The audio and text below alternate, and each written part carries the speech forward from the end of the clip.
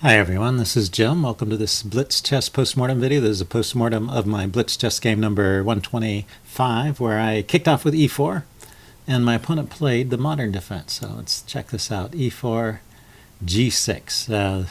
One of the rarer moves. Knight f6 is also in the same category. Knight f6, when it's g6 and bishop g7, then this was what I learned as the Robatsch or modern defense. If there's an early knight f6, either on this move or the previous move, starting out with knight f6 here, then that's what I learned to call the Pirtz defense. I read in the Wikipedia article that they've been lumped together as the modern and Pirtz defenses, but anyway, that's the way I learned it. So this is the Robatsch. And I play an unusual move here, f4. So it looks like knight c3, knight f3, and c4, the typical ways to play. Even c3, which is another move I might consider kind of a logical move, blunting this bishop on g7. But I play f4, and that's a weak move for a very specific reason, not because of these book moves here. I mean, d6 is a logical way to continue playing here. And just building up, well, kind of a dark squared strategy with this bishop and pawns on these dark squares here. c5 and d6, yeah, both fit into that plan. So there's sort of the logical and thematic ways to proceed.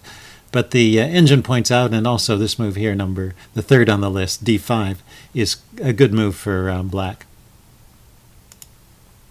Let's back up.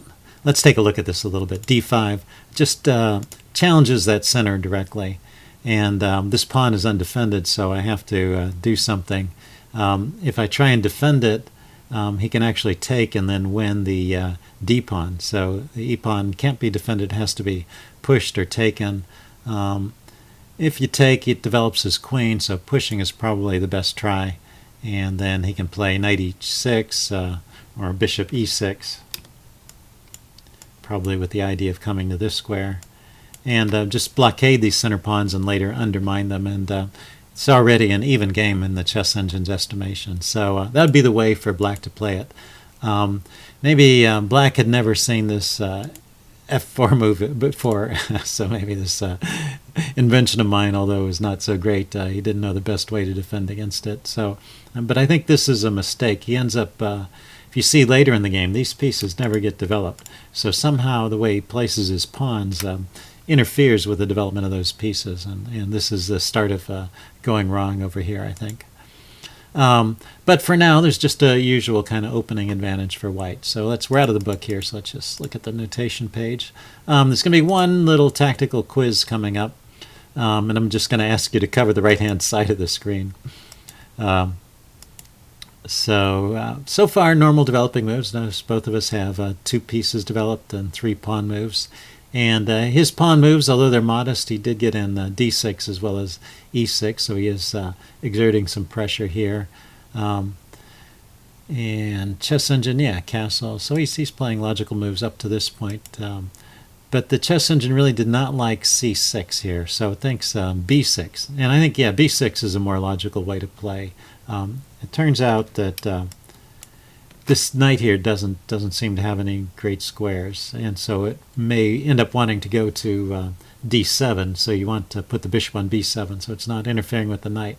And actually, if you do this with the pawn here, bishop there, and knight there, you'll have a full hippopotamus, which is what they call that configuration with the bishop's fianchettoed and the knights in front of the king and queen.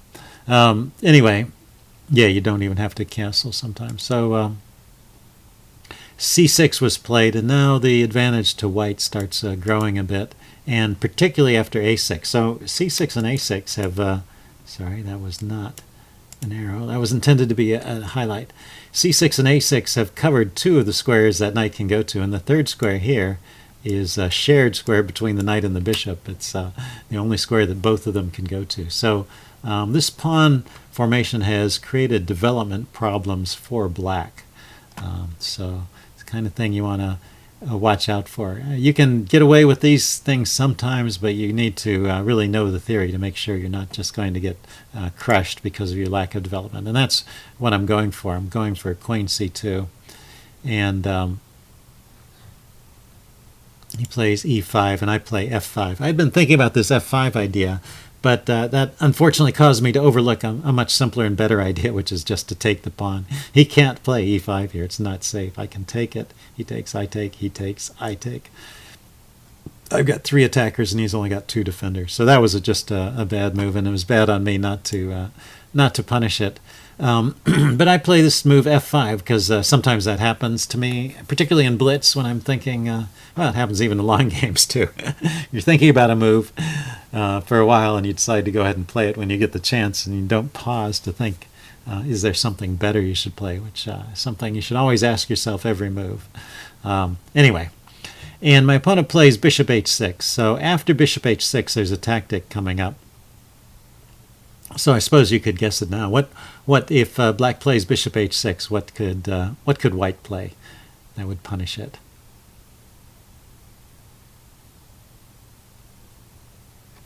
Okay, this is an interesting tactic. Not too hard to see. So why don't you pause the video if you haven't figured it out and see if you can figure that one out. Okay, I'm going to go ahead and put it on the board. If he plays bishop h6, you can play the move f6.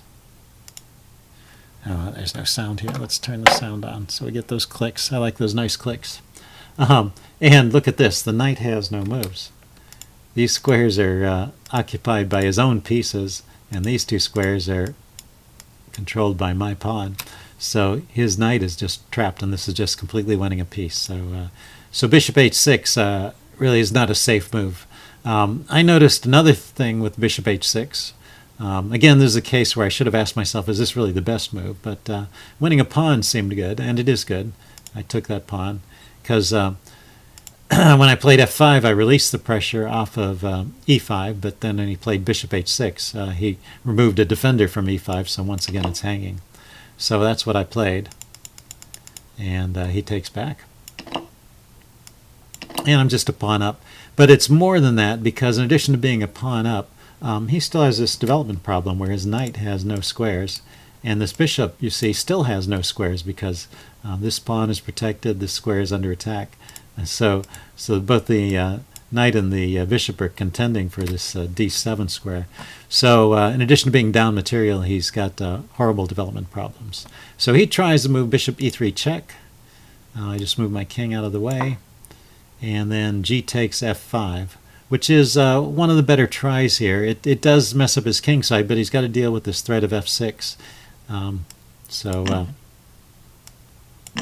But basically I have a winning position here. f6, knight g4, knight d5.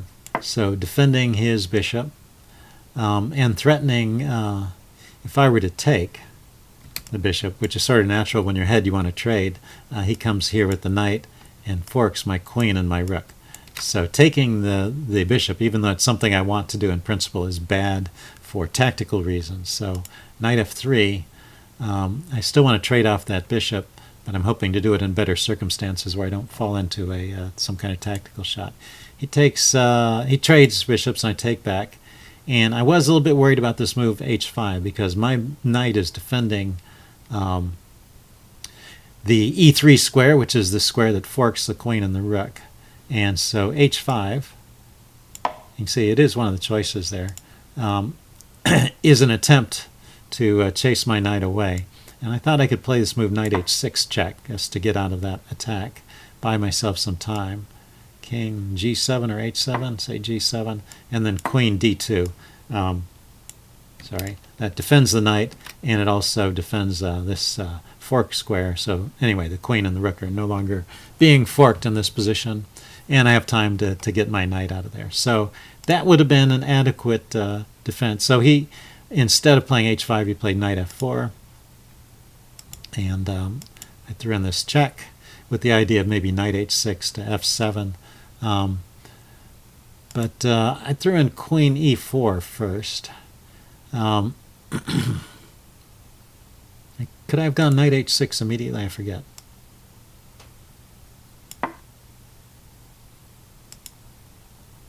After knight h6, knight d5. Yeah, knight d5 slows down my play here by preventing the bishop from controlling that square. Yeah, so I guess he missed this idea in the game because in the game I played queen e4 first, and then instead of moving his knight to d4, he moved the knight to h4, and so now I can play knight h6 here with this threat, and so he tried b5. You see, though, nothing is working at this point. I've got pretty much a winning advantage. So b5 is just too slow because I can play the knight check, and then when he takes, take back. So that saves my bishop. So he was running low on time at this point, and after knight d4, he just ran out of time. But he was in a losing position. I would probably be able to win this one. His king is too open, and his pieces, you see, 4 pieces have not yet been developed. So what happened was he got just a little bit too active in the beginning before his pieces were developed, and in particular this move bishop h6. So right here after f5, I have maybe a slightly better than usual opening advantage. You know, my development is better, and my I'm more more space. But after bishop h6, which is a move that violates opening principle as well as being tactically unsound, you're moving a piece a second time in the opening when you haven't developed these pieces over here. So it's a move that's doubly wrong. Anyway, that was it for the game pretty much after that. So I hope you guys enjoyed that one, and leave any comments you have in the section below, and I'll see you again soon. Bye.